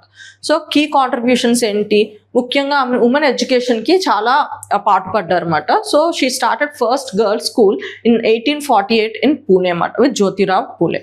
అండ్ అలాగే మహిళా సేవా మండల్స్ 1852లో వాళ్ళు స్టార్ట్ చేశారు, ముఖ్యంగా women rights and social awareness పెంచడానికి. And strongly opposed caste discrimination, untouchability and social inequality. And అలాగే ప్రెగ్నెంట్ రేప్ విక్టమ్స్ని అండ్ అలాగే ఇన్ఫాంటిసైడ్ అంటే చిన్నపిల్లల్ని సెక్స్ సెలెక్టివ్ అబార్షన్స్ చేస్తారు కదా, అలాంటి వాటిని ప్రివెంట్ చేయడానికి, విడోస్ని సపోర్ట్ చేయడానికి ఒక పర్టికులర్ రెసిడెన్షియల్ హోమ్ని స్టార్ట్ చేశారు. దాన్ని ఏంటంటే బాలహత్య ప్రతిబంధక గృహ అన్నమాట. ఓకే, సో ఇది ముఖ్యంగా ప్రెగ్నెంట్ రేప్ విక్టమ్స్ అలాగే విడోస్ని అండ్ ఇన్ఫాంటిసైడ్ని లైక్ తగ్గించడానికి ఈ పర్టికులర్ అసోసియేషన్ ఆర్ పర్టికులర్ రెసిడెన్షియల్ని స్టార్ట్ చేయడం జరిగింది. సో లిటరరీ వర్క్స్ ఏంటంటే కావ్య పూలే అండ్ బావన్ కాశీ సుబోధ్ రత్నాకర్, ఇది మనకి 1892లో రాశారు అన్నమాట. ఈ రెండు ఇంపార్టెంట్, మీరు గుర్తుంచుకోండి. నెక్స్ట్ GLP-1 డ్రగ్స్ మాట. సో ఇది న్యూస్లో ఉంది. ముఖ్యంగా GLP-1 డ్రగ్స్ అన్నవి hormone based medicines used mainly for diabetes and obesity management. So ఇదేంటంటే మనకి ఈ డ్రగ్స్ అన్నవి మనకి డయాబెటీస్ పేషెంట్స్కి, ముఖ్యంగా type 2 డయాబెటీస్ ఉన్న వాళ్ళకి ఈ డ్రగ్స్ అన్నవి యూస్ చేస్తారు అన్నమాట. సో ఇవేంటంటే మనకి న్యాచురల్ హార్మోన్ అయిన GLP-1 హార్మోన్ బాడీలో ఎలా పనిచేస్తుందో అలాంటి రోల్ ఇది మిమిక్ చేస్తుంది. అందుకే ఇవి మనకి డయాబెటీస్కి అండ్ ఒబెసిటీ ట్రీట్మెంట్గా వాడతారు. సో ఇది ఎలా పనిచేస్తుందంటే మనకి ముఖ్యంగా బోన్ చేసిన తర్వాత మనకి ఈ GLP-1 హార్మోన్ అన్నది రిలీజ్ అవ్వాలి. ఇది రిలీజ్ అయితే ఏంటంటే ప్యాంక్రియాస్కి ఇన్సులిన్ని రిలీజ్ చేయమని చెప్తుందన్నమాట. ఈ ఇన్సులిన్ ఏం చేస్తుందంటే బ్లడ్లో ఉన్న గ్లూకోజ్ని మనకి సెల్స్లోకి తీసుకువెళ్తుంది అన్నమాట. సో ఒకవేళ ఈ ఇన్సులిన్ రిలీజ్ అవ్వకపోతే బ్లడ్లో ఉన్న గ్లూకోజ్ లెవెల్ ఇంక్రీజ్ అయిపోతుంది. బ్లడ్లో ఉన్న గ్లూకోజ్ లెవెల్ ఇంక్రీజ్ అయిపోతే ఆ కండిషన్ ఏమంటాం, డయాబెటీస్ అంటాం అన్నమాట. సో ఈ GLP-1 ఏం చేస్తుందంటే ఇక్కడ ఇన్సులిన్ని మనకి ప్రొడ్యూస్ చేయమని చెప్పి బాడీకి లైక్ సిగ్నల్ ఇస్తుంది. ఈ ఇన్సులిన్ ఆటోమేటిక్గా ప్యాంక్రియాస్తో రిలీజ్ అయితే బ్లడ్లో ఉన్న గ్లూకోజ్ని తీసుకెళ్ళి ప్రతి సెల్లోకి పెట్టడం జరుగుతుంది అన్నమాట. సో అప్పుడు ఏంటంటే గ్లూకోజ్ అన్నది ఎనర్జీలో కన్వర్ట్ అవుతుంది, దాన్ని రెస్పిరేషన్ అంటాం అన్నమాట. ఓకే, సో దీని రోల్ అన్నది ఎలా ఉంటుంది అన్నమాట. మనకి న్యాచురల్ హార్మోన్ ఇలా వర్క్ చేస్తుంది, ఇలాంటి హార్మోన్ లాంటి డ్రగ్నే తయారు చేశారు అన్నమాట. అందుకే ఇది ఒబెసిటీకి అండ్ ముఖ్యంగా type 2 డయాబెటీస్కి ట్రీట్మెంట్గా యూస్ చేస్తారు అన్నమాట. ఓకే, సో చూడండి how they work. Increase insulin release from the pancreas helps move glucose in to the cells. So ఎందుకంటే సెల్స్లో మనకి గ్లూకోజ్ అన్నది ATPగా కన్వర్ట్ అవుతుంది, దాన్నే రెస్పిరేషన్ అని అంటున్నాం అన్నమాట. In presence of oxygen glucose అన్నది ATPగా కన్వర్ట్ అవుతుంది అన్నమాట. So suppress glucagon. So glucagon అంటే మనకి ఏంటంటే ఎక్సెస్ గ్లూకోజ్ అన్నది మనకి లివర్ అన్నది రిలీజ్ చేస్తూ ఉంటుంది అన్నమాట. సో దాన్ని సప్రెస్ చేస్తే బ్లడ్లో గ్లూకోజ్ లెవెల్ కూడా తగ్గుతుంది అన్నమాట. Improve blood sugar control by balancing insulin glucose action. So slow gastric emptying అంటే ఏంటంటే ఫుడ్ అన్నది మనకి త్వరగా అరిగిపోకుండా ఉంటే హెవీగా ఫీల్ అవుతాం కదా, ఫుల్గా ఫీల్ అవుతాం కదా, హెవీ కన్నా ఫుల్గా ఫీల్ అవుతాం కదా, దానివల్ల ఏంటంటే మళ్ళీ తినం. సో తినకుండా ఉంటే ఒబెసిటీ అన్నది కంట్రోల్ అవుతుంది కదా. సో ఈ గ్యాస్ట్రిక్ ఎంప్టింగ్కి ఇది చాలా హెల్ప్ హెల్ప్ చేస్తుంది అనమాట. It slow down the gastric emptying. It leads to increased fullness and reduced appetite. So మనకి ఆ ఫుల్నెస్ అనే ఫీలింగ్ వస్తుంది అండ్ ఆకలి వేయడం కూడా మనకి తగ్గుతుంది అనమాట. దీనివల్ల ఏంటంటే ముఖ్యంగా ఒబెసిటీకి అండ్ టైప్ 2 డయాబెటీస్కి గ్లూకోజ్ లెవెల్ కంట్రోల్ చేస్తే డయాబెటీస్కి హెల్ప్ అవుతుంది. అండ్ ఒబెసిటీ అన్నది మనకి ఫుల్నెస్ని అండ్ ఎపిటైట్ని రెగ్యులేట్ చేస్తే ఆటోమేటిక్గా ఒబెసిటీకి హెల్ప్ అవుతుంది అన్నమాట. ప్రధాన్ మంత్రి మాతృవందన్ యోజన. సో ఇది మనకి ఈ స్కీమ్ అన్నది దేనికి ఉందంటే pregnant women and lactating mothers అంటే బ్రెస్ట్ ఫీడింగ్ ఇస్తున్న మదర్స్ మాట, వాళ్ళని టార్గెట్ చేస్తూ ఉన్న ఈ పర్టికులర్ స్కీమ్ మాట. సో ఇది ఒక centrally sponsored maternity benefit scheme మాట for pregnant and lactating women, social and economically disadvantaged group. So ఇది మనకి 2017 నుంచి స్టార్ట్ అయింది. ముఖ్యంగా ఇదేంటంటే ఎవరిని ఫోకస్ చేస్తుంది, social and economically disadvantage group. ఎందుకంటే ముఖ్యంగా ఈ మెటర్నిటీ టైంలోని ఆర్ బ్రెస్ట్ ఫీడింగ్ టైంలో ఉమెన్కి ఎక్కువ న్యూట్రియంట్స్, క్యాలరీస్ అండ్ మిగతా కైండ్ ఆఫ్ విటమిన్స్, ఐరన్ ఇలాంటివి, కాల్షియం ఇలాంటివన్నీ చాలా ఎక్కువ ఉంటాయి అన్నమాట. సో జనరల్గా ఇన్ఫార్మల్ సెక్టర్లో లో వేజెస్ ఇన్కమ్ ఉన్న వాళ్ళు ఫ్యామిలీస్లో ఏంటంటే వాళ్ళు ఎక్కువ ఎఫర్ట్ చేయలేరు. దానివల్ల ఏంటంటే అనేమియా బర్డన్ అన్నది ఇండియాలో పెరిగిపోతుంది అన్నమాట. సో దాన్ని ఫోకస్ చేయడానికి ముఖ్యంగా ప్రెగ్నెన్సీ టైంలో న్యూట్రిషనల్ డిమాండ్ని సాటిస్ఫై చేయడానికి, ఆ మదర్స్ని హెల్ప్ చేయడానికి, ఎకనామికలీ బ్యాక్వర్డ్ ఉన్న ఫ్యామిలీస్లో ఉన్న ఉమెన్, ముఖ్యంగా ప్రెగ్నెంట్ ఉమెన్ అండ్ లాక్టేటింగ్ మదర్స్ని హెల్ప్ చేయడానికి తీసుకొచ్చిన స్కీమ్ ఇది మాట. ఓకే, ఇది ఒక సెంట్రలీ స్పాన్సర్డ్ స్కీమ్. అంటే సెంటర్ అండ్ స్టేట్ రెండు కలిపి ఫండ్ చేస్తారు. ఆబ్జెక్టివ్ ఏంటి, ఇది క్యాష్ సపోర్ట్ ఇస్తుంది అనమాట. Cash support to compensate wage loss enabling rest before and after the child birth. So మనకి వేజ్ లాస్ కాంపన్సేట్గా ఇస్తుంది అనమాట. ఓకే, ఎంకరేజెస్ బెటర్, ఎందుకంటే జనరల్గా ఇన్ఫార్మల్ సెక్టర్ చేసిన వాళ్ళకి మనకి మెటర్నిటీ బెనిఫిట్ 26 weeks లీవ్ అలాంటివి ఏమి ఉండవు అన్నమాట. సో వాళ్ళు ఏంటి నార్మల్గా ఏదో కూలి పనికో దేనికో వెళ్తే ఏంటంటే వాళ్ళకి లీవ్ ఏమి ఉండదు, పనికి రాలేదంటే మనీ ఇవ్వరు. సో వాళ్ళు తప్పక వెళ్ళాల్సి వస్తుంది, ఇంకా దేని మీద లైక్ ఫోకస్ చేయలేరు. సో దానికోసం ఏంటంటే వాళ్ళ హెల్త్ మీద వాళ్ళు ఫోకస్ చేయడానికి వాళ్ళకి కొంత ఫైనాన్షియల్గా హెల్ప్ చేసేదే ఈ scheme. Encourages better health seeking behaviour among pregnant and lactating women, promotes positive attitude towards the girl child especially for the child girl, second child if it is a girl.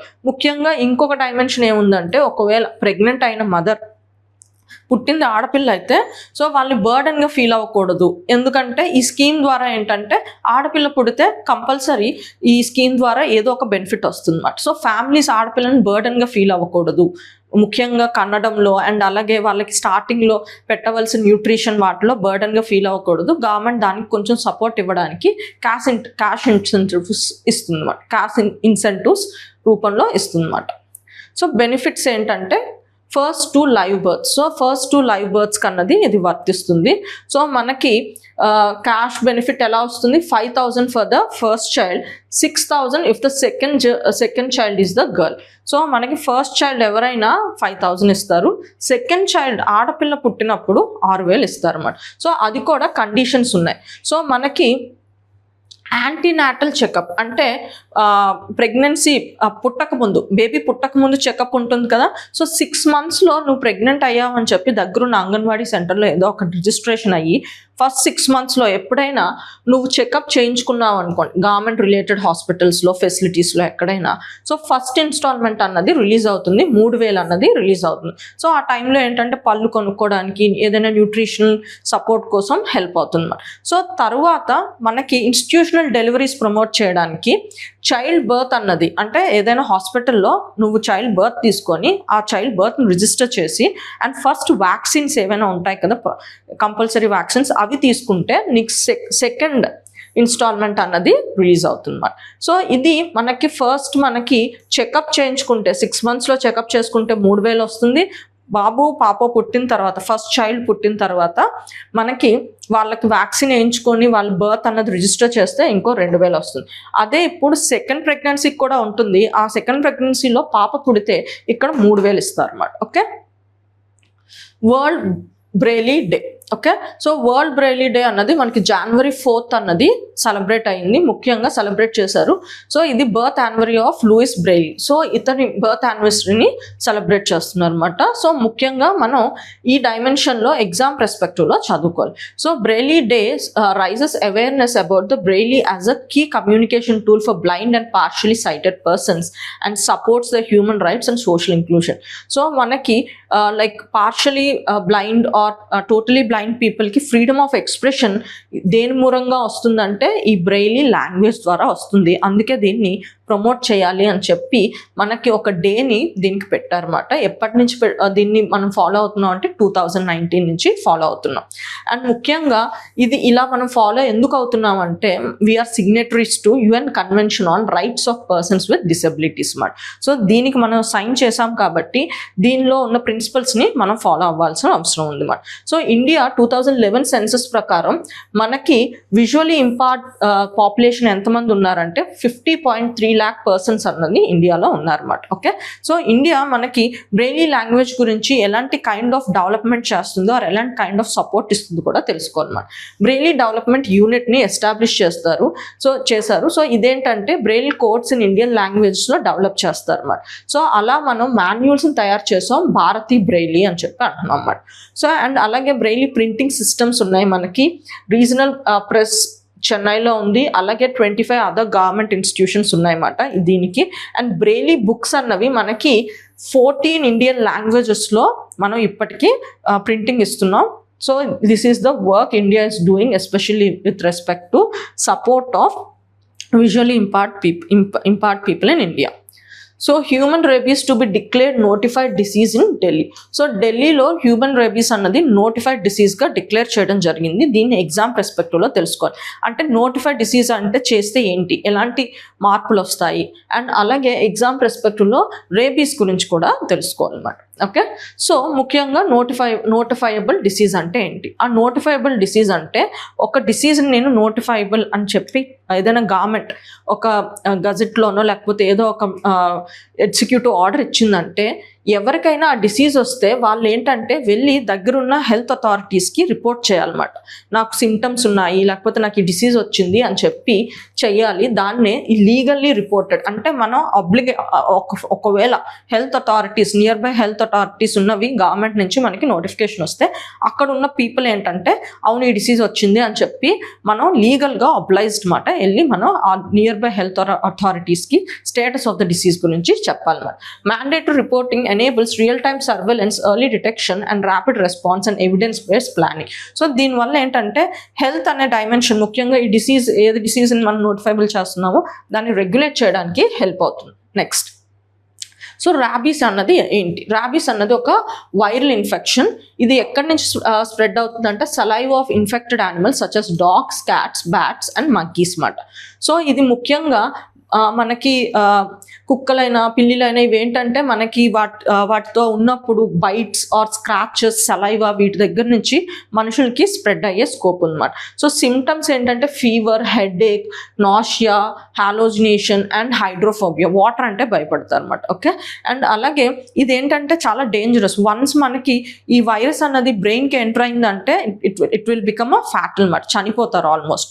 అందుకే మనకి rabies రాగానే ఏంటంటే ప్రివెంటివ్గా వెంటనే వెళ్ళి injections తీసుకోండి అని చెప్పి అంటారు అన్నమాట.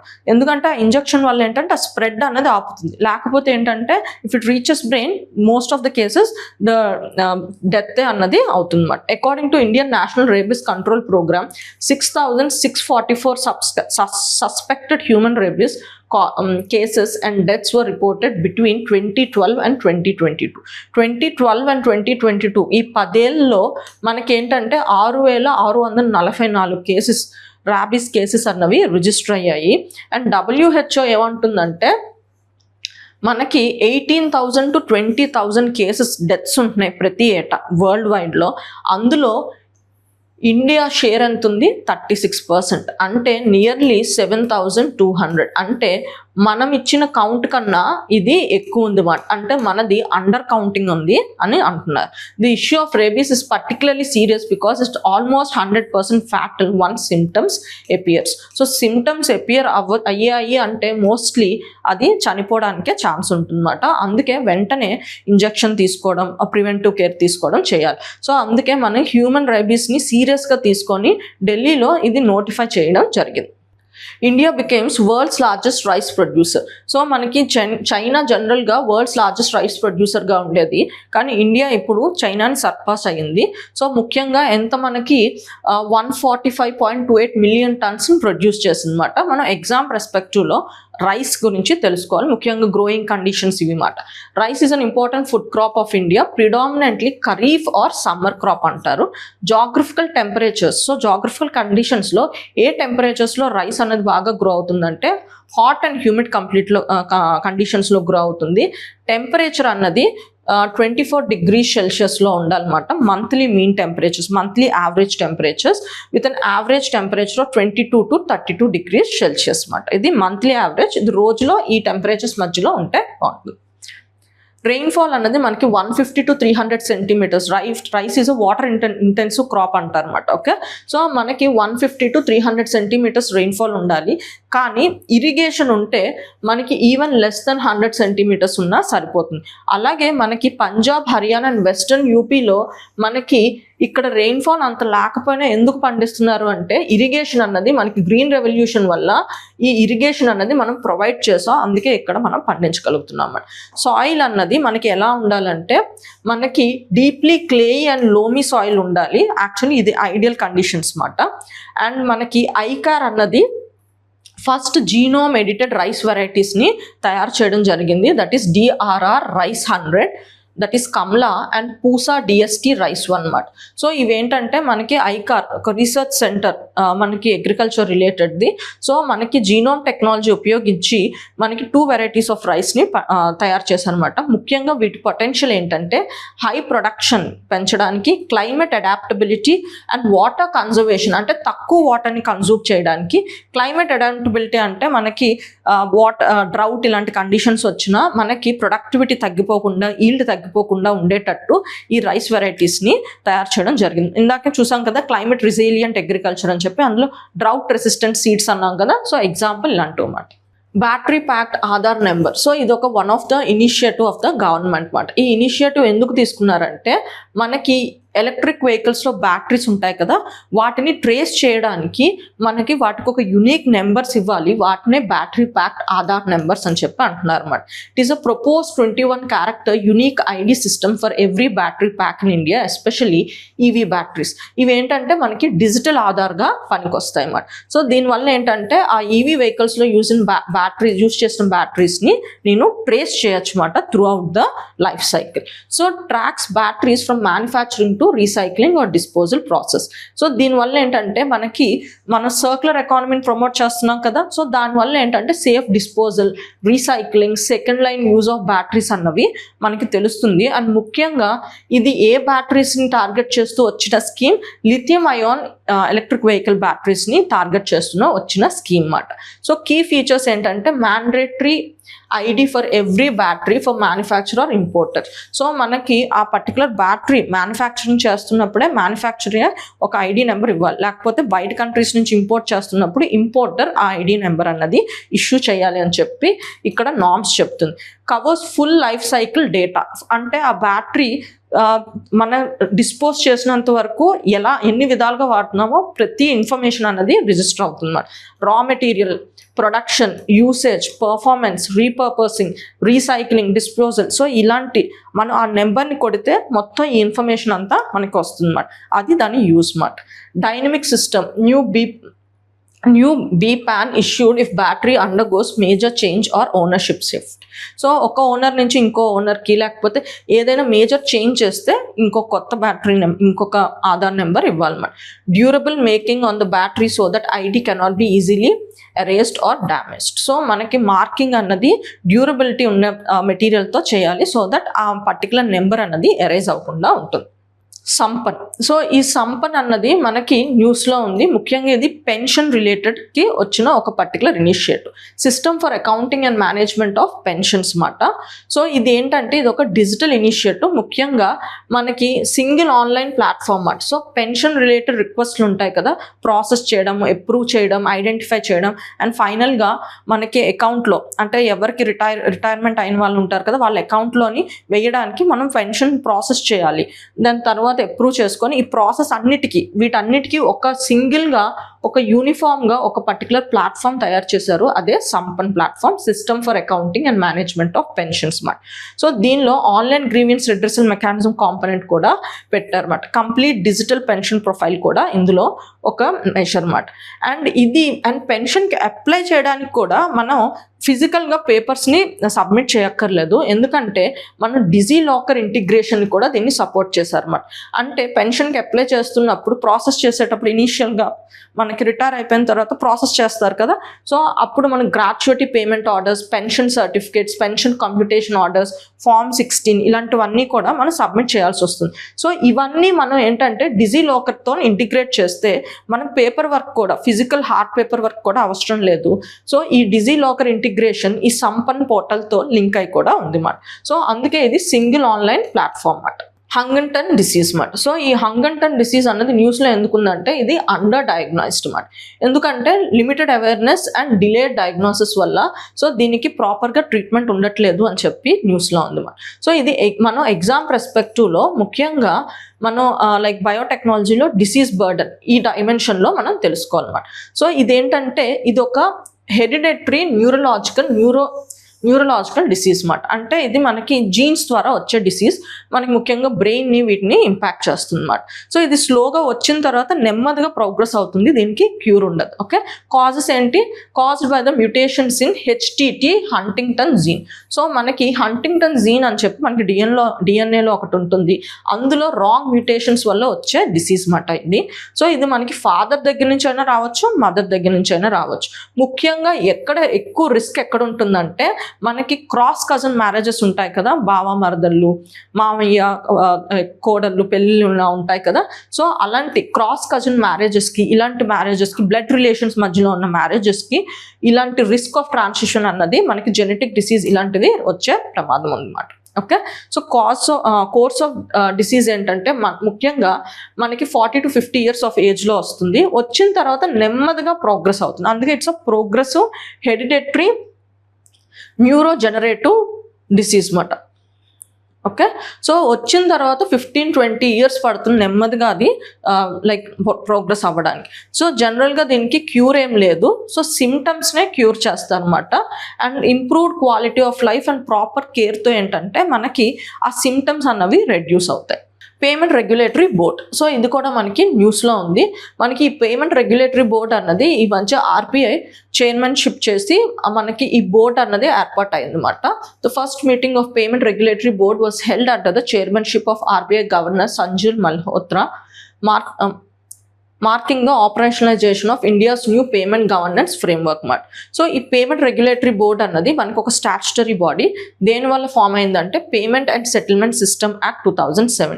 సో ఇదేంటంటే మనకి ముఖ్యంగా ఈ బాడీ ఎందుకు ఏర్పడిందంటే payment and settlement systems in ఇండియాని రెగ్యులేట్ చేయడానికి. ముఖ్యంగా అంటే మనకి పేమెంట్ అండ్ సెటిల్మెంట్ సిస్టమ్స్ అంటే మనకి UPI payments, NIFT payments, RTGS payments ఉంటాయి కదా, వీటి రూల్స్ అండ్ రెగ్యులేషన్స్ గురించి ఒక రెగ్యులేటరీ బాడీ ఉంటుంది. సో ఇదే మనకి పేమెంట్ రెగ్యులేటరీ బాడీ. ఇదేంటంటే మనకి payment and settlement system act 2007 నుంచి ఫామ్ అయిన బాడీ మాట. So it replaced the earlier Board for Regulation and Supervision of Payment and Settlement System. Objective is to ensure safety, efficiency, stability and consumer protection of digital and non-cash payments. Okay, next, Taj Trapezium Zone. So Taj Trapezium Zone అన్నది మనకి న్యూస్లో ఉంది. ఎందుకు న్యూస్లో ఉందో చూద్దాం. National Green Tribunal issued a notice to the central and the Uttar Pradesh government over non compliance with the environmental norms in the Taj Trapezium Zone. So మనకి centre and Uttar Pradesh government ఈ రెండు గవర్నమెంట్స్ మనకి Taj Trapezium Zone rules and regulations ఉంటాయి కదా, అవి follow అవ్వట్లేదని మనకి national Green tribunal అన్నది నోటీసులు పంపించింది అనమాట. సో మన ఎగ్జామ్ పర్స్పెక్టివ్లో ఈ తాజ్ ట్రపీజియం జోన్ అంటే ఏంటి, ఎవరు దీన్ని డిక్లేర్ చేశారు, ఎలాంటి ఫంక్షన్స్ ఉంటాయో చూడాలి. సో మనకి ఈ తాజ్ ట్రపీజియం జోన్ అంటే మనకి ఆగ్రా రీజన్లో ముఖ్యంగా కొన్ని హెరిటేజ్ సైట్స్ని కలిపి మనం ఈ తాజ్ ట్రపీజియం జోన్ అంటాం. Taj Mahal, Agra fort and Fatehpur Sikri. So ఇలా మనకి ఈ పర్టికులర్ హెరిటేజ్ మాన్యుమెంట్స్ చుట్టూ 10,400 స్క్వేర్ కిలోమీటర్స్ ఎకో సెన్సిటివ్ జోన్ని క్రియేట్ చేశారన్నమాట. ఎందుకంటే మనకి తాజ్మహల్ని పొల్యూషన్ నుంచి, ఎన్విరాన్మెంటల్ డ్యామేజ్ నుంచి కాపాడడానికి ఇక్కడ ఏంటంటే కొన్ని రూల్స్ అండ్ రెగ్యులేషన్స్ ఉంటాయి అన్నమాట. అంటే ఈ దగ్గర ప్రాంతంలో ఏంటంటే ఏవైనా ఇండస్ట్రీస్ పెట్టకూడదు, అలాగే ఏమైనా పొల్యూషన్ ఇంపాక్ట్ చేసే అంటే ట్రీస్ని కొట్టకూడదు, ఇలాంటి మెజర్స్ పెడుతూ మనం కేర్ తీసుకోవాలన్నమాట. దాన్నే తాజ్ ట్రపీజియం జోన్ అన్నారన్నమాట. ఓకే, సో ఇందులో ఏంటంటే ఎలాంటి హెరిటేజ్ సైట్స్ ఇంక్లూడ్ అయ్యాయి అంటే Taj Mahal, Agra fort, Fatehpur Sikri. Okay, so ఈ పర్టికులర్ తాజ్ ట్రపీజియం జోన్ అన్నది ఎప్పుడు ఆరిజిన్ అయిందంటే సుప్రీంకోర్టు డైరెక్టివ్ ద్వారా ఇది ఫామ్ అయిన పాలసీ మాట. ఓకే, సో ఇది సుప్రీంకోర్టు ఏ పర్టికులర్ కేసులో ఇచ్చిందంటే ఇది important. MC Mehta versus union of India 1996లో మనకి తాజ్మహల్ పొల్యూషన్ ఉంది అని చెప్పి వెళ్తే ఇండస్ట్రియల్ పొల్యూషన్ వల్ల తాజ్మహల్ దెబ్బతింటుంది, ఎల్లోగా తయారవుతుంది, మనకి యాసిడ్ రెయిన్ ఇలాంటివి రావడం వల్ల సల్ఫర్ డైఆక్సైడ్ ఇలాంటివి రిలీజ్ అయ్యి మనకి తాజ్మహల్ అన్నది ఎల్లోగా తయారవుతుంది, ఆ మార్బుల్ అన్నది, ఇలాంటి కంప్లైంట్స్ ఎలా వెళ్ళడం వల్ల సుప్రీంకోర్టు కేసు వెళ్ళింది. అప్పుడు MC Mehta versus union of India ఏంటంటే తాజ్మహల్ ప్రొటెక్షన్, అది వరల్డ్ మనకి హెరిటేజ్ సైట్లో మనకి వరల్డ్ అట్రాక్ట్ చేసే హెరిటేజ్ సైట్ కదా, సో దాని ప్రొటెక్షన్ అన్నది మన బాధ్యత అని చెప్పి తాజ్ ట్రపీజియం జోన్ అని చెప్పి ఈ జోన్లో ఏంటంటే మనకి environmental pollution and industrial pollution అనేది రెగ్యులేట్ చేయడానికి ఏర్పాటు చేసిన పాలసీయే ఈ పర్టికులర్ తాజ్ ట్రపీజియం జోన్ మాట. ఇన్ 2015లో మళ్ళీ సుప్రీంకోర్టు ఏం చెప్పిందంటే tree felling with in 5 kilometres of Taj Mahal is ఏదైనా చేయాలి, ట్రీస్ ఏమైనా తాజ్మహల్ దగ్గరలో 5 కిలోమీటర్ల దగ్గర లోపల్లో ఉన్న తాజ్మహల్ దగ్గరలో ఉన్న ట్రీస్ ఏమైనా కొట్టాలి అన్నా మనకి ప్రయర్ పర్మిషన్ తీసుకోవాలి అని చెప్పి సుప్రీంకోర్టు చెప్పింది. ఇప్పుడు నేషనల్ గ్రీన్ ట్రిబ్యునల్ అన్నది మనకి ఈ పర్టికులర్ నోటిఫికేషన్ అన్నది ఇచ్చింది కదా ఉత్తరప్రదేశ్ గవర్నమెంట్ వీళ్ళకి. సో అసలు అదేంటో తెలుసుకోవాలి. ఇది ఒక స్టాట్యుటరీ బాడీ, మనకి నేషనల్ గ్రీన్ ట్రిబ్యునల్ యాక్ట్ 2010 ద్వారా ఫామ్ అయింది అన్నమాట. సో ఇదేంటంటే speedy disposal of environment related cases. So మన ఎన్విరాన్మెంట్ రిలేటెడ్ కేసెస్ని ఒక పర్టికులర్ జ్యుడిషియల్ బాడీగా ఇది ఫామ్ అయ్యి ఇది హ్యాండిల్ చేస్తుంది అన్నమాట. Deals with environmental protection act, water act 1974, air act 1981, ఇలా డిఫరెంట్ యాక్ట్స్, ఎన్విరాన్మెంట్ రిలేటెడ్ యాక్ట్స్ని ఇది హ్యాండిల్ చేయడం జరుగుతుంది అన్నమాట. ఉల్ఫ్ సూపర్ మూన్ అన్నది మనకి న్యూస్లో ఉంది. ముఖ్యంగా ఈ ఉల్ఫ్ సూపర్ మూన్ అంటే ఏంటి? ఈ ఉల్ఫ్ సూపర్ మూన్ అన్నది కాంబినేషన్ ఆఫ్ 2 థింగ్స్ మాట. ఒకటి ఉల్ఫ్ మూన్, ఇంకొకటి సూపర్ మూన్. ఉల్ఫ్ మూన్ అంటే ఏంటి? ఉల్ఫ్ మూన్ అంటే మనకి జనవరిలో ఫుల్ మూన్ డే వస్తుంది కదా, దాన్ని ఉల్ఫ్ మూన్ అంటారు. సో దీనికి ఏమి ఆస్ట్రోనామికల్గా ఏది సిగ్నిఫికెన్స్ లేదు. జనరల్గా మనకి జనవరి మంత్ అన్నది వింటర్ మంత్లా కన్సిడర్ చేస్తాం కదా, ఆ టైంలో అన్నది ఉల్ఫ్ ఉల్ఫ్స్ అన్నవి తిరుగుతూ ఉంటాయి ట్రెడిషనల్గా. ఇప్పుడు అంటే కాదు, పూర్వకాలంలో తిరుగుతూ ఉండేవి, వాటి వాయిస్ ఎక్కువ వినిపిస్తాయి అన్నమాట. సో ఈ ఫుల్ మూన్ని అందుకే మనకి ఉల్ఫ్ మూన్ అని చెప్పి అంటున్నారు. జనవరి మంత్లో వచ్చిన ఫుల్ మూన్ని ఉల్ఫ్ మూన్ అంటారు. దీనికి ఇది ఉల్ఫ్ అని ఎందుకు అంటారంటే ఆస్ట్రోనామికల్ బ్యాకింగ్ ఏం లేదు. మనకి ట్రెడిషనల్గా ఏంటంటే ఫోక్లోర్లో ఈ టైంలో మనకి ఉల్ఫ్ శబ్దాలు ఎక్కువ వినిపిస్తాయి అని చెప్పి ఉల్ఫ్ మూన్ అని చెప్పి అంటారు అన్నమాట. సూపర్ మూన్ ఏంటంటే ఇది ఎప్పుడు అవుతుందంటే మనకి మూన్ అన్నది ఎర్త్ చుట్టూ తిరుగుతుంది కదా, జనరల్గా అది ఎలిప్టికల్ ఆర్బిట్లో తిరుగుతుంది.